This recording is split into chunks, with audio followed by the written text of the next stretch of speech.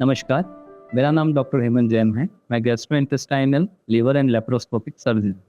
हमारे पास एक 11 साल की बच्ची पीडियाट्रिक डिपार्टमेंट में आई थी, जिसको कंजेनिटल डायफ्रैग्मेटिक हर्निया।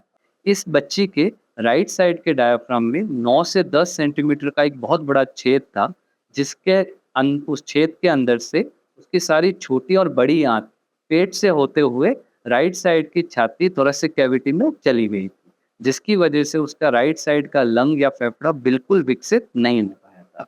इस बच्चे को प्रमुखतः ये दिक्कत थी कि थोड़ा-सा चलने पे, खेलने पे वो साँस फूलने लगती थी।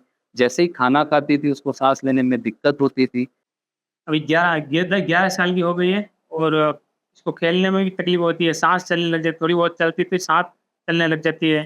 तो हम इधर अनंता हॉस्पिटल में आए। और इस बीमारी में आगे चल के आंतों का फटना, आंतों का ट्विस्ट होना और रेस्पिरेटरी प्रॉब्लम्स, फेफड़ों की दिक्कत, ये बहुत सारी कॉम्प्लिकेशन होने की संभावना रहती है।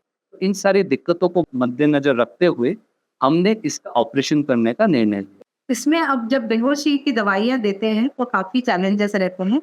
जैसे कि ऑपरेशन का ड्यूरेशन बहुत ज़्यादा होता है, लंबे समय तक सर्जरी चलती है और पीडियाट्रिक पेशेंट्स में, छोटे बच्चों में वैसे ही एनेस्थीसिया के रिस्क होते हैं। इसमें खून बहाव का पॉसिबिलिटी थी और जो कि उसका इंटेस्टाइन चेस्ट में था, इसलिए उसका लंग डेवलप अच्छे से नहीं हुआ था।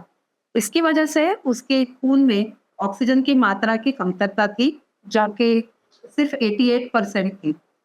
तो हमने इसको प्लान किया कि हम इसको पेन रिलीफ के लिए एपिड्यूरल करके, हमारा एक स्पेशल टेक्निक आता है, तो हम उसको यूज़ करके फिर उसको पूरी बेहोशी में ऑपरेशन करेंगे। तो ये सारी कठिनाइयों को मद्देनज़र रखते हुए हमने मल्टी मोडालिटी अप्रोच से इस केस को डील किया, जिसमें हमारी pediatric team doctor Prasoon sir, doctor Gaurav sir, हमारे anaesthetist doctor Suman madam, doctor Madhavi ma'am और हमारे रेडियोलॉजिस्ट, हमारे gastroenterologist doctor Rajeev Sharma sir से इस सर्जरी को पूरा अच्छे तरीके से कर पाए। हमने ये सर्जरी लेप्रोस्कोपिक विधि से संपन्न करी।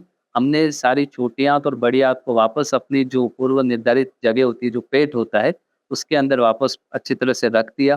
डायफ्राम का जो छेद था उसको अच्छी तरह से रिपेयर किया और वहाँ पे एक मैश या जाली लगाई, जिससे आगे फ्यूचर में बच्चे को किसी तरह की कोई परेशानी ना हो। इसमें खास चीज़ होती है कि पोस्ट ऑपरेटिव केयर बहुत ज़रूरी होती है, क्योंकि अपने लंग्स और सारे जो टिश्यूज़ हैं उनको बाहर निकाला है, तो लंग्स अभी कोलैप्स्ड होते हैं।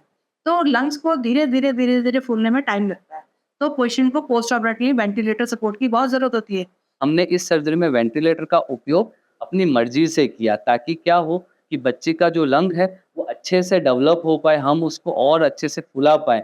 और साथ में हमारा एपिड्यूरल कैथेटर जो डला था, उससे भी हमारे को एनाल्जेसिया देते रहे। पेशेंट अवेक थी, लेकिन पेशेंट को वेंटिलेटर पर धीरे-धीरे से उसको वीन किया। जब उसके लंग्स अच्छे से फूल गए, जब पूरी तरह से उसका ऑक्सीजन सैचुरेशन बिना ऑक्सीजन के भी अच्छे से रहने लगा, तब जाकर के फिर उस पेशेंट को एक्सट्यूबेट किया। फिर जब दर्द कम हो गया उसका, तब उसके बाद हमने उसका एपिड्यूरल कैथेटर में सपोर्ट हटा लिया और इस तरह से पूरी टीम वर्क के साथ वो पेशेंट जो है बहुत अच्छे से ट्रीट होकर के और खुशी-खुशी घर गई।